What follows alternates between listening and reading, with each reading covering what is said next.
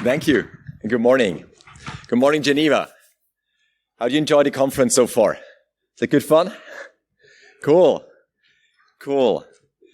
So, if you've been here in 2019, you might remember me. I was the replacement keynote. As it happens, I'm the replacement keynote again. So if we're going to do this again next year, I'll have to bring up something new. I'm out of topics afterwards. But here we go. So I'm going to talk about online voting, or e-voting as we call it in Switzerland. This is a talk about democracy in the wider sense. As you can see on my presentation slide, there are people fighting for democracy now in Europe. And even the struggle for online voting is real. It's a real fight. And this is about our democracy. This is about the base of democracy. If you don't get the voting right, we can pack up and stop this experiment. So it's important we get this right and it is secure. And we as a public society, we trust in it. So it's worth looking at it in detail with an IT security perspective. It's more than IT security, but IT security apparently has a major role to play in this. Good. What are we going to do today? I give you an overview over the vast history of 20 years of online voting in Switzerland. I'll give you a new perspective on the events of 2019. If you're not familiar with those events, you will be after the talk. I'm going to cover an expert dialogue that happened after the events of 2019. Last year, Switzerland ran a public consultation on the new regulation. So 2019 was a mess. Then they invited scientists, came up with a report. Then they wrote a new draft regulation that was put in public consultation, that is finished. And as we speak, they're preparing the new final official regulation. And then I'm going to make some ridiculous predictions about the future that will, several months down the lane, will already be completely ridiculous because there's so many plot twists in here. It's not going to work out. But you shouldn't let a chance to make a fool of yourself pass. Taken. Good. Who am I? So I'm Christian Folini. I'm a historian by profession. That's why I'm interested in voting. But I'm also a security engineer. I lead an OWASP project, so a security project about web application firewalls that play a minor role in online voting. It doesn't matter too much. But lately I've also become an election worker. So physical vote counting, I do that, and I'm blogging about this as well on my website. So far it's only in German, but I might translate this to French and English as we move down the road. I'm going to do the next blog post next week because we're going to count elections in the canton of Bern on Sunday. I'm doing this for the first time. Very interesting. So you might want to follow me on Twitter because I tweet about that. I tweet about online security stuff, my OWASP project, and e-voting, if there are news around it. You could say I'm wearing many different helmets with e-voting. As we move through this history, I'll pop up at various spots. And surprising spots, probably, for some of you. I used to bring a helmet in 2019 to my keynote, and I've been told I should have brought it again. But with online voting, there is not so much to talk about. Helmets. But apparently, I have a suit of armor at home. Good. So, e-voting. Who among in the room is voting in Switzerland? Who has a Swiss passport? Okay, we have a mixed international audience. I would go half-half. That means I will explain one or two things about Switzerland democracy. I will explain one or two things about Swiss democracy first for the international audience. We vote like 4 times a year. So in a given country, usually do like every 2 or 4 years on the province level, country level. But in Switzerland, we do this 4 times a year. And that, of course, gives a fast pace. That means, there is a serious need to make a lean process. Online voting helps if you do this 4 times a year. And we have a lot of experience with this because we do this 4 times a year. And when you do something new, you get a lot of test runs because you can try this out 4 times a year. Estonia has been very strong in online voting, for example, and they do it every 2 or 4 years. And they've been doing this for 15 years now, so they have done like 15 elections with this. But we do 10 or 15 elections in 2-4 years in Switzerland, or votes. So we have a lot of experience, and it's a good test bed to do this, actually. And because this happens so often, people in Switzerland do mail-in ballots. We vote physically, we still do, so on paper, but then we put it in a post. There are very few people to go on to the voting office on a Sunday morning in Switzerland. 95%, more or less, vote by mail. And that is, as you can imagine, inherently insecure. We introduced this 25, 30 years ago, and people just accept it as a given. But as a security person, you need to think about the security implication of throwing your vote into a mailbox and hoping it will be counting. So that is a problem. And because mail voting is so well established, online voting is not such a big step. It's just the same material entered into the browser instead of thrown into the inbox. So the gap or the step is relatively small when compared to a country where you line up in a queue on Sunday morning to place your vote. For Switzerland, it's relatively close. Now, we started to do this online voting 20 years ago, and IT people usually hate it. Security people hate it. So who thinks that we should stop online voting? This is supposed to be the majority in the room. Okay, it's a surprisingly low number of people who think we should stop this immediately. I would go just 20%. Usually it's more. But okay. As we enter this, apparently, as IT security professionals, you know this is going to be problematic. This is a conference with a lot of talks about vulnerabilities and weaknesses. It's no different with online voting, of course. It's difficult to get this right. And doing a presentation after 20 years and still no online voting in Switzerland, as we speak right now, means there have been a lot of security problems along the way because it's so difficult to do this. And you can sum up the arguments against online voting in a statement like this by Bruce Schneier, it's a couple of years ago in The Atlantic. He would say, we simply can't build an internet voting system that is secure against hacking because of the requirement for a secret ballot. So you want security and integrity of the vote. You want to trust the result, but you also want to provide a secret ballot. So people should not know what everybody else has been voting. This is really important. However, these two desires are like two magnets that you want to push together. That's really hard. And Bruce Schneier comes to the conclusion it's not going to work. It's impossible to do. Now, the people pursuing online voting will say it's really hard, but it can be done. And that is the whole conflict about this.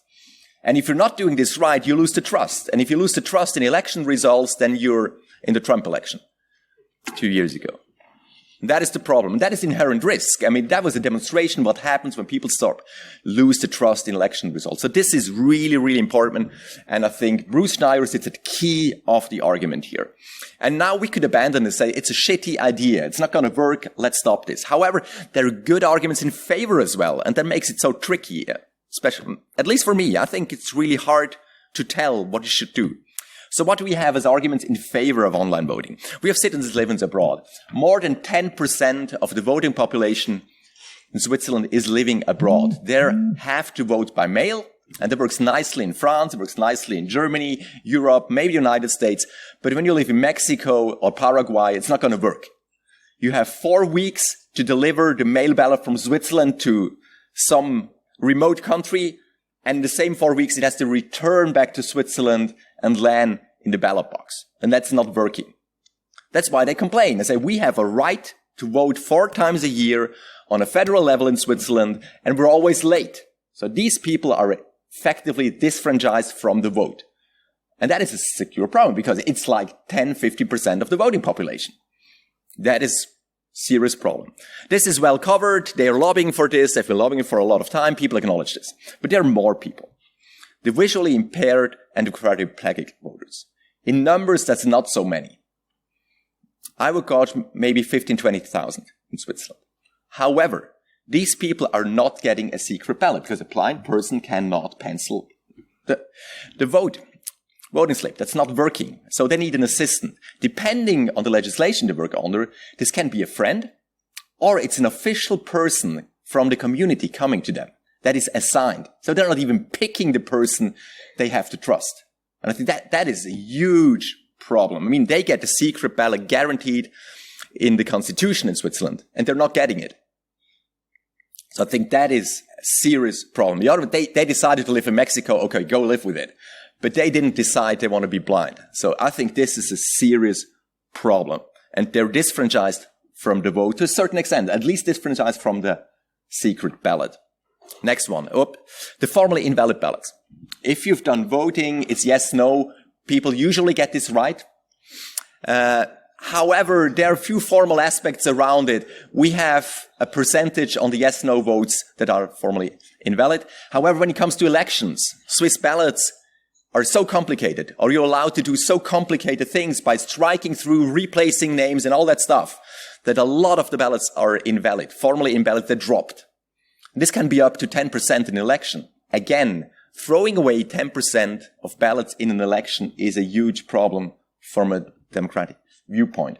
And of course, if the computer does the checking in the online voting, he will say, hey, look, this is illegal, you cannot do this. Do it as follows. So you don't end up, you don't get formally invalid ballots online voting. I mean, they get this right. I mean, this is usability management, and that works. Even if security has had problems, they got this right. And then finally, we have the security weakness of physical voting process, because we vote by mail, throw it in the mailbox, and we hope it will arrive at the ballot box. And that means the existing channels, the voting channels, the voting by mail and voting physically on Sunday morning, that has security weaknesses as well. And online voting has different security weaknesses. And you need to balance together. So with all these arguments, we have very strong arguments against online voting, but I think we have pretty good arguments based on the Constitution for online voting. And to clash, I haven't made up my mind. I think it's just very, very difficult, and we need to take this very carefully. Good. Let's move on. So we start in 2000. One of the first cantons doing online voting in Switzerland has been Geneva, where we are right now. And Geneva has been very, very important for online voting in Switzerland. They have been carrying the torch in front for more than 10 years. In 2004, a Spanish company called Seidel entered Switzerland, and they did the first online vote in the canton of Neuchâtel. You will notice 2 French-speaking cantons. Online voting in Switzerland is a French-speaking thing, which I think is kind of cool, because usually it's the German speakers think they'll lead the torch. It's not happening. 2009, 8 Swiss cantons, mostly German-speaking cantons, formed a consortium together. They teamed up and said, look, Geneva is doing their all on their own. That's really tough. Let's join together. Let's form a team. And they ordered, they did a contract with the American company Unisys, the Swiss branch. Could you please provide a voting system for us? That was the consortium. And typically in Switzerland, 2011, federal chancellery started with a steering board. So for 10 years, cantons could experiment, try this out a bit, and then after 10 years, the federal will say, okay, let's establish an overview here, steering committee to guide this a wee bit. What is interesting from a legal standpoint is that the federal level has nothing to say in voting in Switzerland. It's all done on the 26th canton level. They have the authority. However, with online voting, the federal level gets to impose the security, which I think is very smart. United States, that's not happening. It's 100% on the province level, the state level. Switzerland, it's on the province level, but when it comes to security, it's the federal level who imposes security, which I think is relatively nice, because Bern can say, hey, look, you guys, that is insecure. That's not possible in the United States. Good. So that started in 2011. This moved on. 2015, federal elections approaching. Several months ahead of the federal election, the federal chancellery, the body supervising the security, say, hey, you, consortium cantons, your system is not good enough. But we're okay with your system, just don't use it on a federal level. And the consortium died within weeks or days. They just, we're out. If this is not working after 6 years, we drop it immediately. So consortium died, and Swiss Post entered the game. So Seidel has been struggling in the canton of Neuchâtel in Switzerland for like 10 years. And then Swiss Post approached them and said, look, actually, we found out that people are voting by mail. And we think if somebody's replacing that channel, we'll lose a lot of letters. That is a lot of business. And we want to be the person eating the letters. We want to be the ones doing online voting. So if that channel disappears or is replaced, it has to be replaced by ourselves. And you guys from Seitel seem to have a lot of know-how because we're a letter company, we're a logistics company, we're not cryptographers. So they joined, and that looked really good. Because in 2015, Swiss Post was in no position whatsoever to develop an online voting system themselves. Forget it. Couldn't do this. Know-how wasn't there. And I used to consult Swiss Post back in the day, and I thought, hey, very good decision because we're not writing this. So it sounded like a match made in heaven. You have the voting experts with the cryptography know-how, and you have the logistic experts. They know how to transport letters and how to process servers, how to run servers.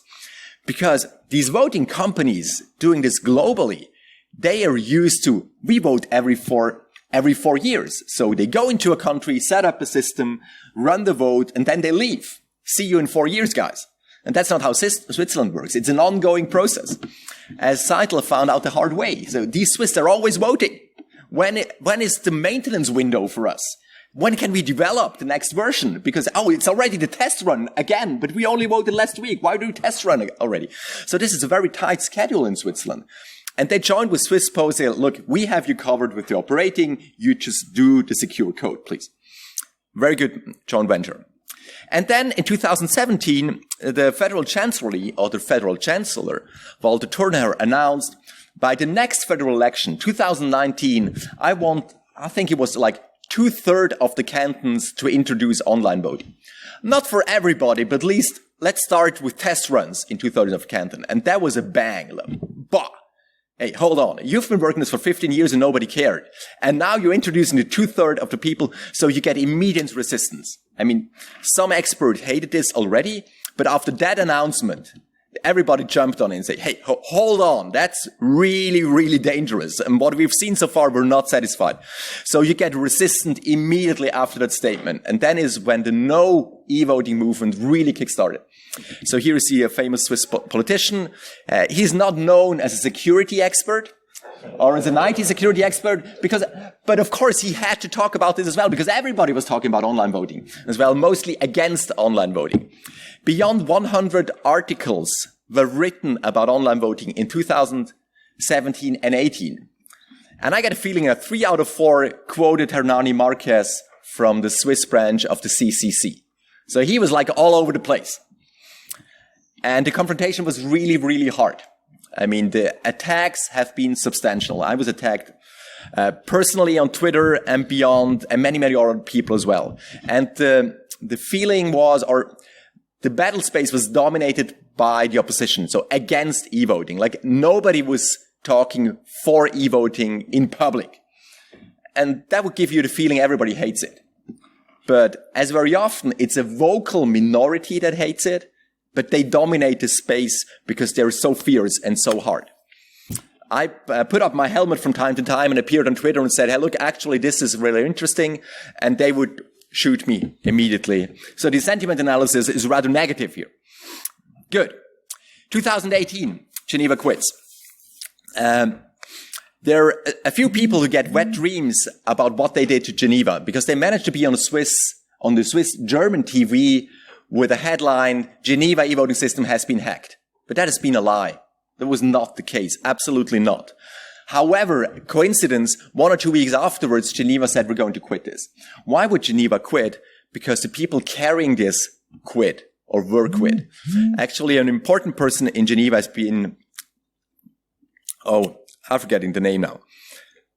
Pierre Maudet, sorry. Thank you, Thomas. So Pierre Maudet had his scandal, you're probably familiar with, and he was one of the people pushing e-voting. And the moment he was removed from active government, nobody's pushing anymore. And the federal chancellor, the chancellor of the state of Geneva, Anja Wiedengelpa, had quit as well. So the two people in Geneva pushing this quit, and then there was no energy behind it anymore.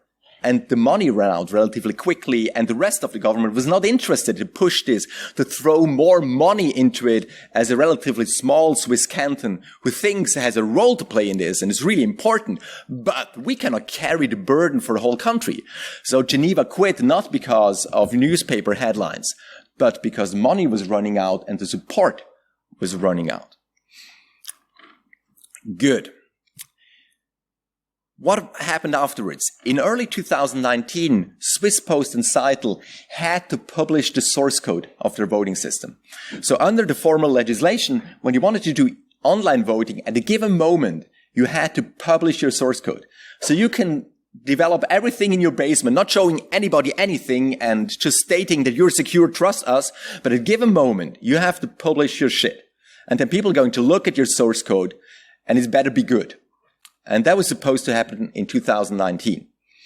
There were two parts of that program: publishing the source code and having bug bounty hunters attack the live system. The way this played out was the schedule was crunched together. So the two things happened at the same moment. Apparently, source code, Seitel, live system production servers, Swiss Post. But the moment this is crunched together, nobody could see the difference anymore. And what was actually happening, it was a total disaster. Here we get a few headlines.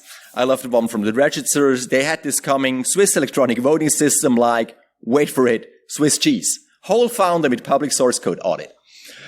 Within 4 weeks, 3 major vulnerabilities had been found. Highly critical vulnerabilities.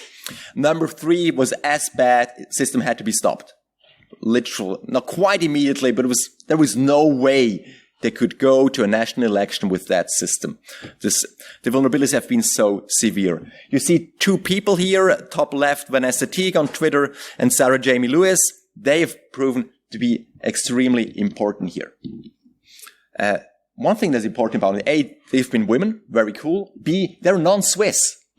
It's not Swiss IT security engineers who stopped the system. It's been a professor from Australia and a freak living in Canada who stopped the system. And that was very interesting. There was Swiss University, the one Applied Sciences in Bern, played a major role. They discovered vulnerabilities as well, but not 3 of them in a row. So what happened actually is that the opposition in Switzerland said, we're against e-voting, but we're not participating in this program. We hate this. Don't participate. And that was a big blunder, because without Vanessa Teague and Sarah Jamie Lewis, they might not have found these vulnerabilities, and we'd have run into a federal election with that source code.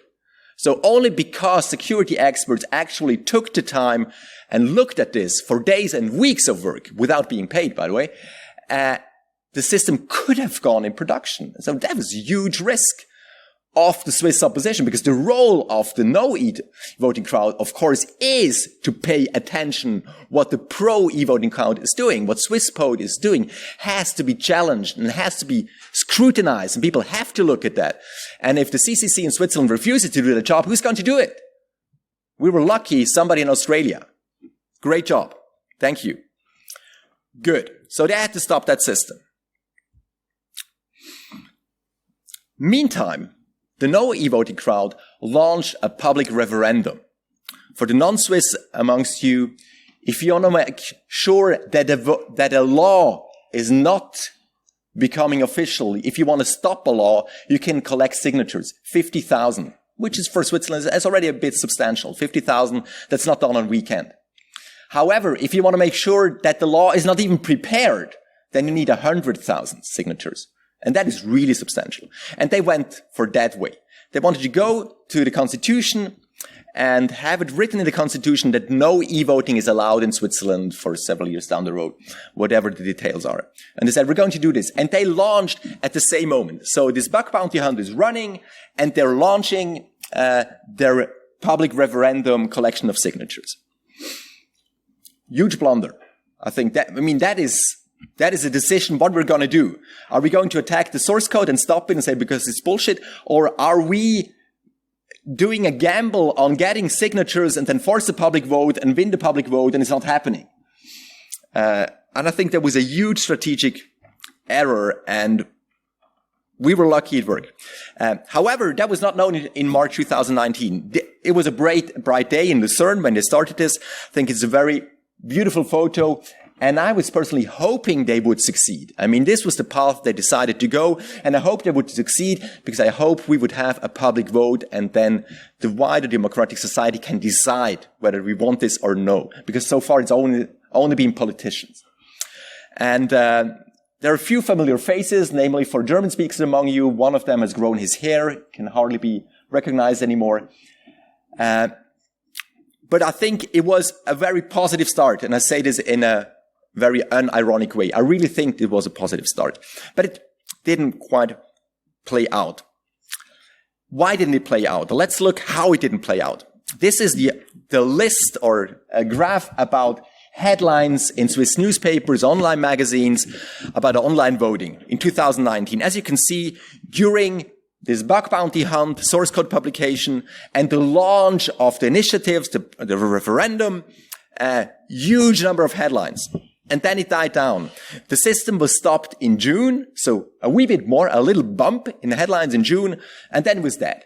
No news anymore, because the system is stopped. There's nothing to talk about in public anymore, because Swiss Post is licking its wounds. Federal Chancellery is writing new papers, new regulation, inviting scientists, but nothing is in the news anymore. And if you collect signatures, it's very hard if nothing is in the news anymore. Because this is a driver. The scandals are driving your signatures. Let's look how they fared with their signatures. This is a screenshot from WeCollect. WeCollect is an important democratic platform, namely in German-speaking part of Switzerland, and 70-80% of Swiss population speaks German. So they're important, and that's a platform where you launch your referendum. And then you see here in the center, it's now in German, 3,300 signatures have been pledged. So people go to WeCollect and say, I promise to sign this. Give me the PDF so I can sign, because you have to sign on paper. And then submit a paper. So this is not a counting of actual votes. This is a counting of promised votes. And of course, there are going to be additional votes outside the platform. But the zealots will be on the platform. The zealots will promise in public, I'm going to promise my vote. And if it's 3,000, then you're 97,000 short of 100,000. So, and of course, they publish the numbers. So you can write a little bot that downloads the numbers, and then you do a graph. That's what I did. The URI is here. I'm going to publish my slides. The URI is in below. You can have the data set. And then you can correlate the data set, how many votes have been pledged, or how many signatures have been pledged against the newspaper articles. And you will see that they immediately got to 3,500. That's their friends. That's this group. They signed immediately. Of course they do. But what happens afterward? Flat line. They were not able to transpose or transport the headlines into signatures because nobody cared. It's a security crowd. Their friends who signed this. Yes, this is really, really bad. We have to stop this. But everybody else would go, actually, I think that would be cool to vote at home. Online, and I never have stamps at home, so why don't you do it? Yeah, somebody will take care of the security. If you run a purely security discourse in Switzerland, the wider audience doesn't care. They're not interested in that. You have to make it tangible. And these initiatives failed that completely. I mean, if you get headlines like this, international ones, but the Swiss ones were no way better than this, and this doesn't give you signatures, then you can just as well give up. Actually, they did give up, but only 1 year afterwards. I don't know how many signatures they had. Let's estimate 40,000, 60,000 short. And I admit pandemic didn't help, but this is not a pandemic problem. This is a campaign problem. And you cannot get signatures for a topic that nobody cares. It has to be emotional somehow in Switzerland. That is a defect of our system, but that's the way it is. If it's not emotional, if it's not glaciers or cows, it's hard. Cheese will qualify as well, probably. Good. So the e-voting system was put on hold in 2019. In 2020, you see this here on the right, rebooting. 2020, the Federal Chancellery said, let's start anew. The steering board say, hey, you guys have to start over. And let's do this for real this time. We need to invite the security experts now. And this is what they did.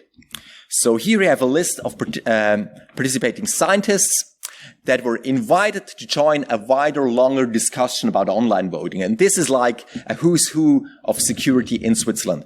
You always also get two blue names. So Olivier Pereira and Vanessa Teague. Vanessa Teague, we've seen her tweets. Olivier Pereira is not as active on Twitter, but they're a team.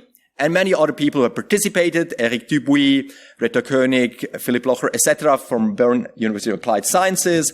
You have EPFL, of course. You have ETH and many other security professors in Switzerland. You also have industry people like 2 guys from SCRT. As it happens, SCRT is the company running this conference. So they're security expert invited by Chancellery because they're so strong as industry leaders. You have general computer scientists, so cryptographers, voting experts, computer scientists, and then a few political scientists. And I was moderating the dialogue. I was the guy running the dialogue in service of Federal Chancellery. So I pop up. Hey, I've been doing this. I was working for Swiss Post. Hey, I was doing that. Geneva used my web application firewall rules. Hey, I was part of that team as well. So I'm popping all over the place with this online voting stuff. Good. So in February 2020, the scientists got a survey with like 60 questions, substantial, sit down, work on this for several days because it's a lot of questions. And then we had this pandemic hit. The idea was, let's do a survey, and then we identified key questions that we need to discuss in several workshops, and then we write a report. Didn't work. So we had to do an online dialogue, and we run this on a GitLab platform. This is really cool. Federal Chancellor would say, what are we going to do now? We cannot do workshops. It's illegal. I say, yeah, let's try and do this online. We can do SharePoint or GitLab. If you decide to do this on SharePoint, I'm out. But if you're okay with GitLab, it's going to work. And it did. It worked nicely. And then some additional research around it, and then a scientific report at the end of 2011. This is the front page of the report. Here is the URI. Download the slides afterwards. If you haven't looked at it, and you're at least a wee bit interested, go and take a look. Read at least the abstract. This is really important. And it's very interesting, and it's readable by people like you and me, and especially cryptographers among you. But really, it's not only for cryptographers. It's for a general interested audience with a certain technical interest. And it has a significance outside Switzerland. This is about online voting in general. This is not so much about Switzerland. So this report is read internationally because it is strong and it's very good and it's important. People are reading it. Good. Based on that report, there was then a political report. It was almost the same. The political report was very close to the scientific report. And then in 2021, they wrote the draft regulation based on this. And then people were invited in a public consultation period to give feedback on the draft regulation. This is how it works in Switzerland, always. They drew a draft law, and then you were invited. Several organizations, political parties, cantons, of course, are invited. But basically, everybody can give feedback. And the cool thing about that system is you will end up in the final report. They will quote you in the final report, say, look, Mr. Folini said the following about our proposal. And they will say, yeah, that's important or not so important, but everybody gets to have a say, which I think is kind of cool. It's, of course, it's a lot of work to participate in here, but I teamed up with a couple of friends and we did a response as well. So we joined in and submitted our response to this new draft regulation. I'm coming to that now. But I skipped a wee bit part. Let's look back at this scientific report, November 2020. A few key recommendations. The report is like 60, 80 pages long, and I picked out a few important bits. There's, of course, a ton of advice on cryptography. Has to be. Problem cryptography is, and if you do a little of online voting, is I said this is like 2 magnets, the secret of the ballot, and the proof that nothing has been manipulated. And you could solve the problem by publishing everything. And then everybody can do the proofs at home. Run the programs checking all the mathematical proofs. However, if we envision quantum computing 10 years down the road, if you publish everything, there is a certain chance, and we don't really know, but it's a risk, that somebody could take the archive of that data and break the secrecy of the vote with a quantum computer. It's not possible today, but maybe it's possible 10 years down the road. So you cannot publish all the data so everybody can check this themselves. This is called a public bulletin board. You cannot do this because you run to risk to break the secrecy of the ballot several years down the road. So you cannot do this. So you have to have a certain way of keeping it a bit secret, but make it widely known that people can still check. That is hard. That's why online voting is so difficult. What are you going to do? How do you address that problem? And a ton of advice on that problem was done in that report. There was also a very strong call for diversity in hardware software. What does that mean? That means you have to run this on several computers in parallel, and it better be different software, different operating system, different hardware. And the computers have to check each other, meaning as a person attacking it has to attack a Windows, a Linux, and maybe an OpenBSD computer in parallel, and several SSL stacks, and several implementations, and several everything. Makes it much more expensive building the system, but also makes it much more expensive attacking the system. That's the theory behind this. And there was a strong call for diversity in hardware and software. And Swiss Post, the only remaining player, kind of accepted that.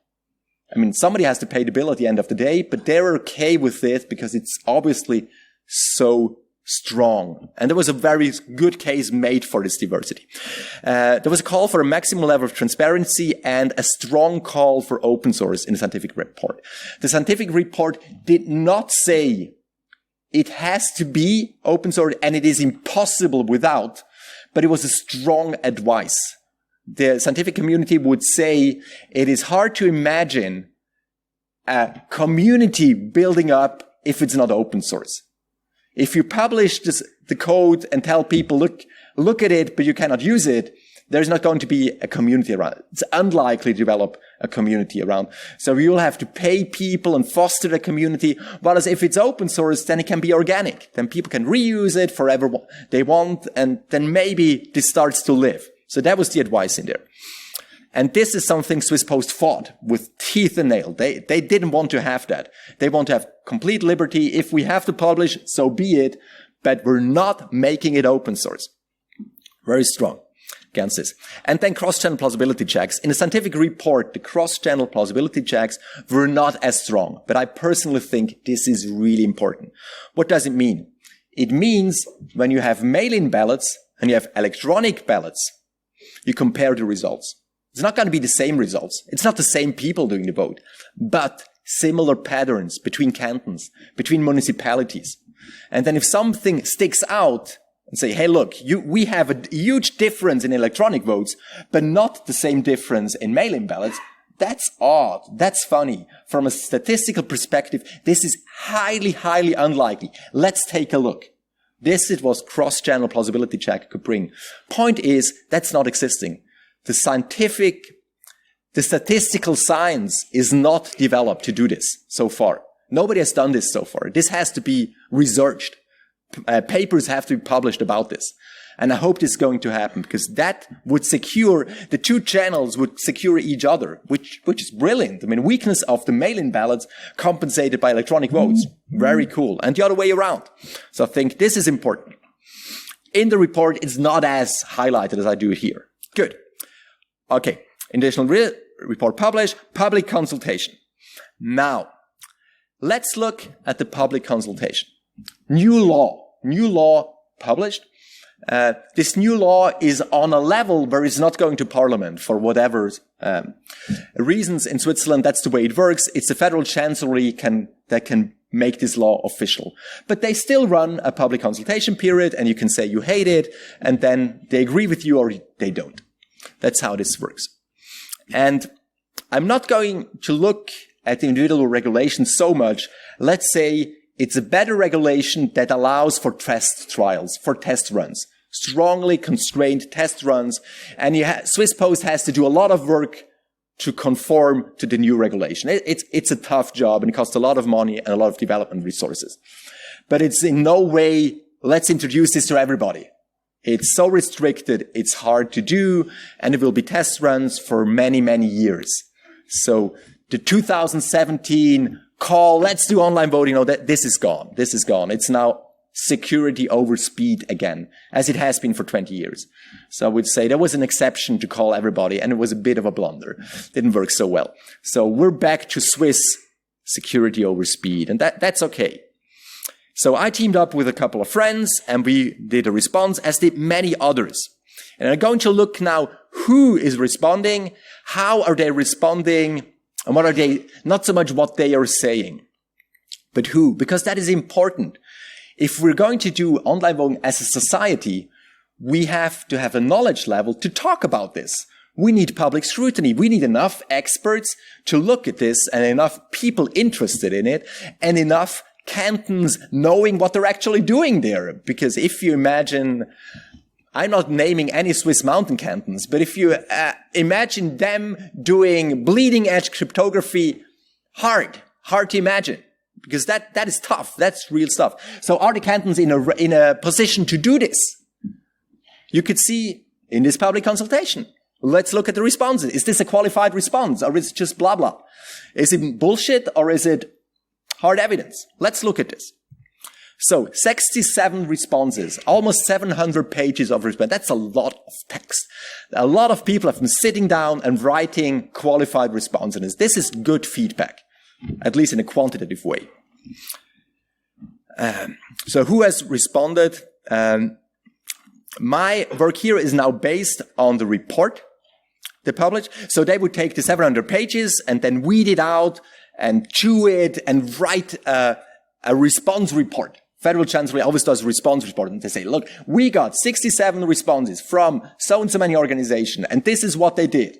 And then on paragraph 14, we got the following responses and we conclude the following. And now up to article number 15. This is boring report, of course, but it's also a very interesting report and it's a good source for my presentation. Because we get 67 responses, 48 have been positive, 11 have been positive with fundamental reservations, and 8 have been negative. So it seems that no e-voting crowd is not as vocal as the pro-e-voting crowd here. So as it seems, the cantons are generally in favor of e-voting. They just no longer want to be the first ones trying it out. But they think, yeah, it's actually good, but let's have the other canton go first. And if they get burned, we're out. So it's been mostly positive. A few really negative ones, and you could say Federal Chancellery likes this. That's why they think everything is positive. But I checked this. It's actually true. Most people think, yeah, it's kind of okay, but pay attention to the following points. Missing. This, of course, is very interesting. Who's missing? Who's not responding here? So 67, you have all the cantons invited, all the political parties invited, and then lots and lots of organizations. And of course, all the IT organizations in Switzerland have been invited because they're supposed to be the experts. So who's not responding? You have the EVP, the Swiss Protestant People's Party, a small Swiss party, and I wouldn't expect them to respond. I mean, it's a small party, they have limited resources, and they're not experts in online voting. But then the Green Liberal Party, hey, that's the digitalization party in Switzerland. And they didn't respond. Why didn't they respond? Because they're torn. They hate this, but at the same time, they love it as well. And they clash like this internally. They're torn apart by these questions. A lot of IT people vote Green Liberal Party. And a lot of them will say, hey, digitalization, let's do online voting. And the other guys say, oh, no, this is really, really dangerous. Don't do this. And they couldn't come together to respond in a unified way. This is significant, I think.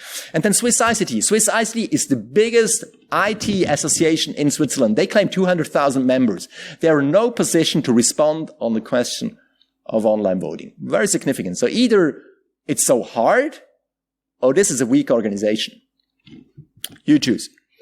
ISSS, that's the security association in Switzerland. ISSS did not respond. That's the security industry in Switzerland. No response. In no position or no resources, or not interested, or torn, or whatever, no response. Interesting, because if they are not responding, I mean, who's going to respond? And then CCC, Swiss branch. So the guys are very vocal against e-voting.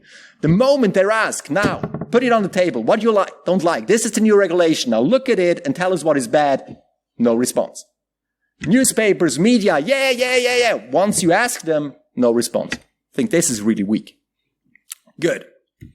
Now, you have the law, you have a lower level law, and then you have a technical annex. That is the really, really boring stuff. And it's been very extensive. The technical annex is, I think, is it 40 pages, I think?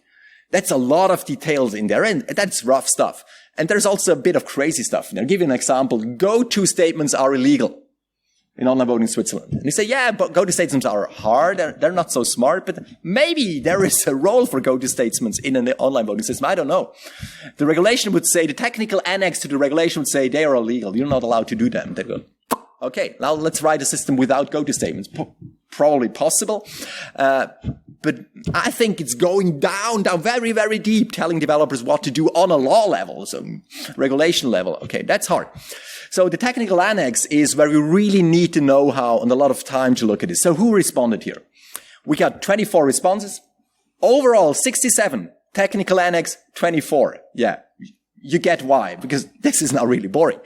And then 6 of them have been really minimal. So Canton Appenzell Innerrhoden, that's one of the mountain cantons, they responded a minimal way. The Pirate Party minimal way, and Geneva, unfortunately, also minimal. But then 18 substantial responded on the technical annex. And look, this is all cantons.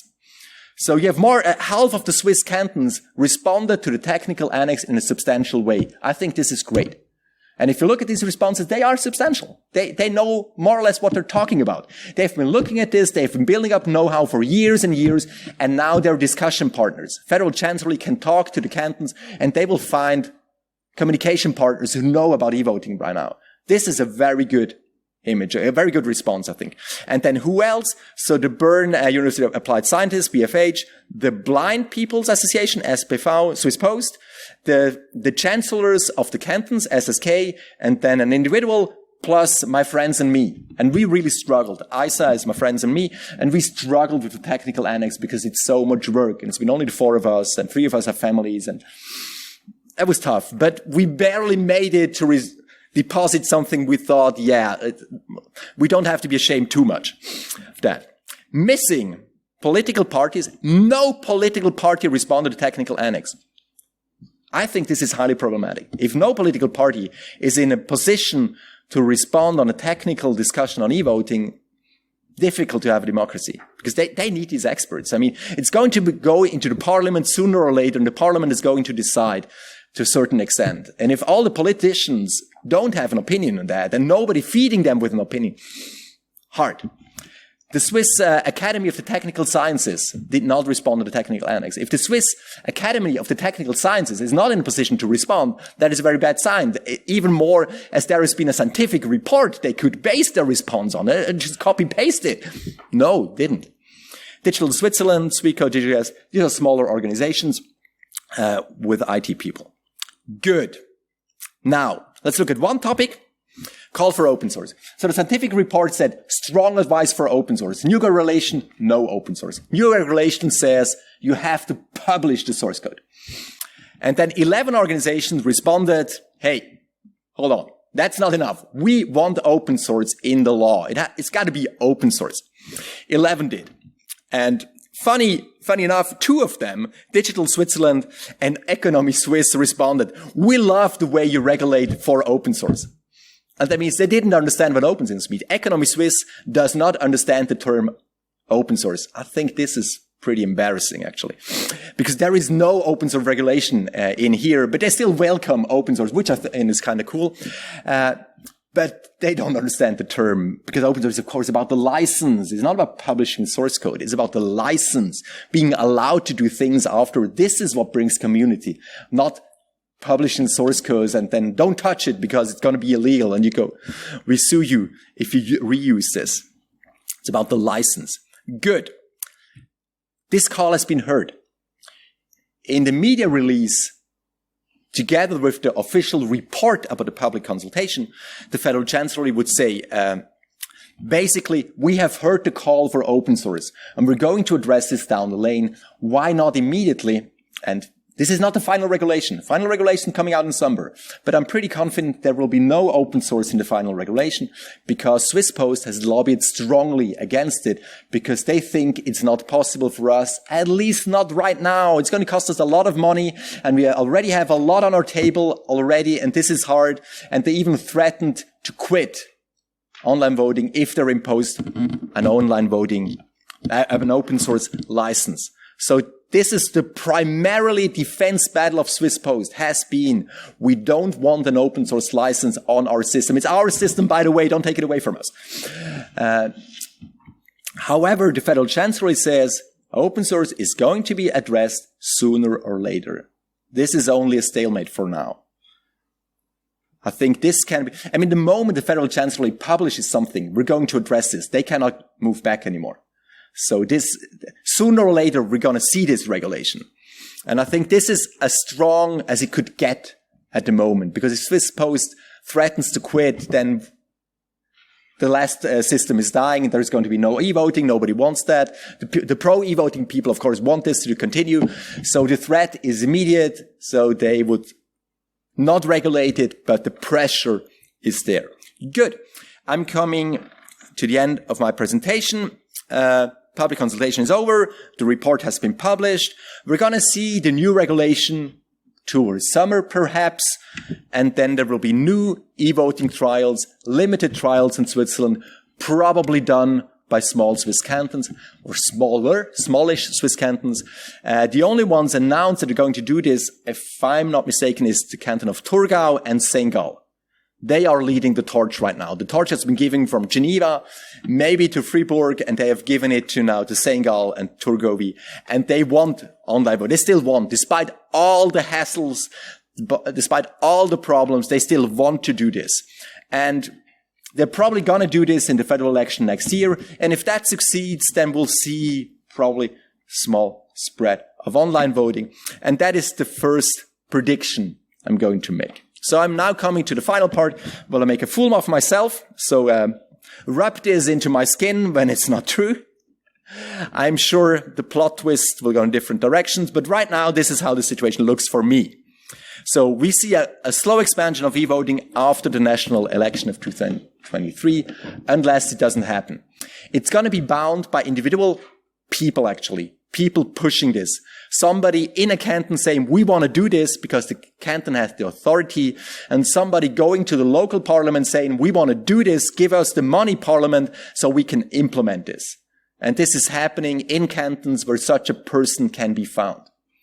Usually the chancellor of that canton who wants to do that.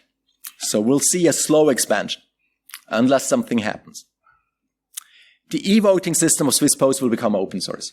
I predict 5 years down the road, it's going to be open source because the pressure is so big and they know it's annoying and they get the same questions all the time. And of course they hate it. And I think there is a movement towards open source, and I think eventually we'll be there, but let's keep up the pressure. Good.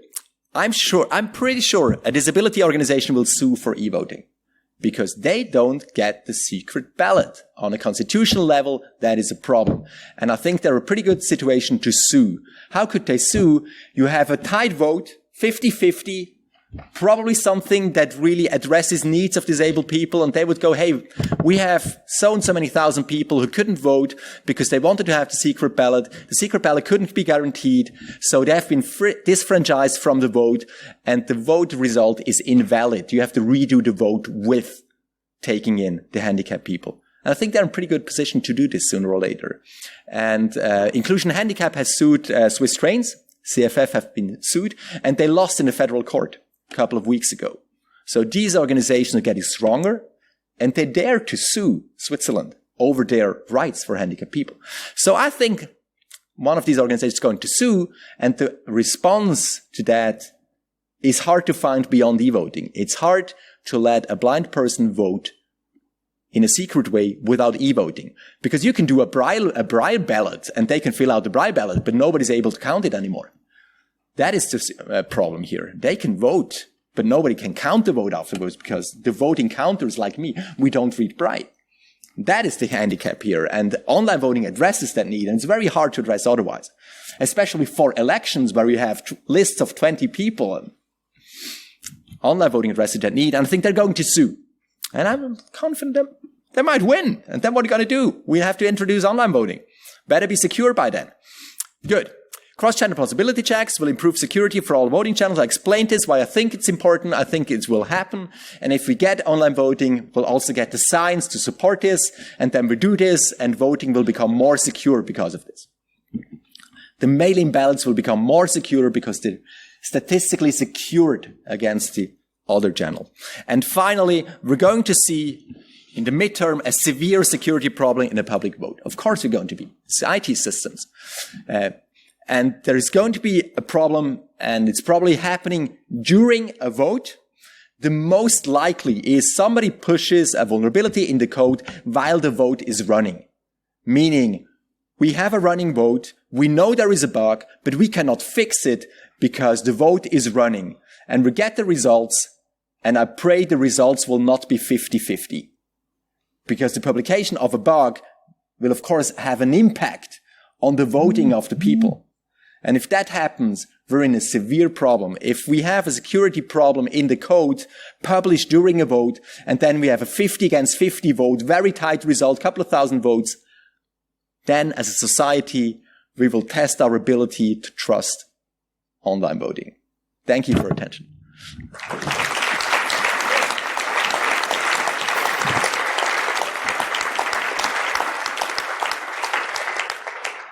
Thank you for the presentation. Other questions here?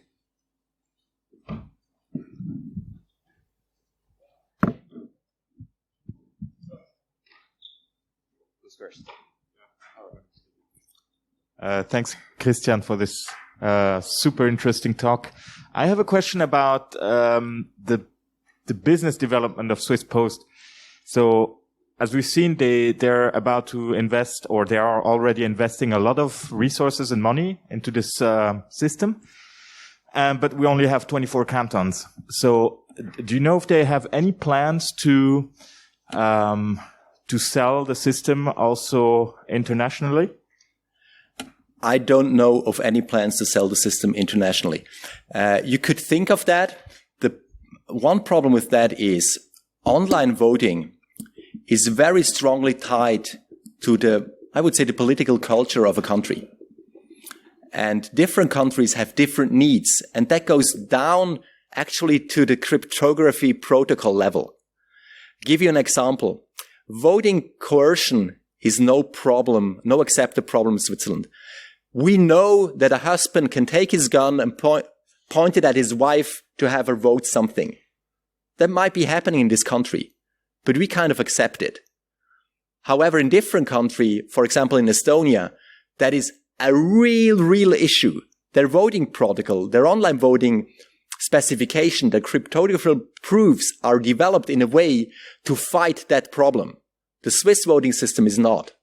So you could not take the Swiss voting system, Swiss Post, export it to Estonia. It's not possible because in Estonia, you can overwrite your decision. You can return to it. And when the husband is asleep, you say, no, actually, I'm for that candidate. That works in Estonia. That's not working in Switzerland. The moment you say submit, it's submitted.